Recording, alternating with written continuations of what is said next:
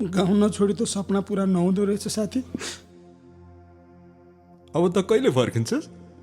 खै थाहा छैन। सुन त, हिँड्ने बेलामा आमाको आँखामा भएको आँसु पनि हेर्न सकिन्।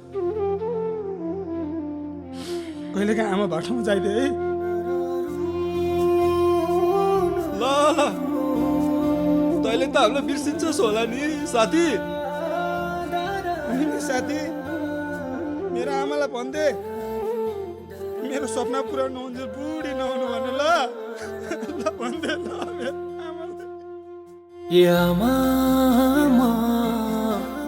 कमाएर गाउँ नफर्किँदासम्म तिमी बुढी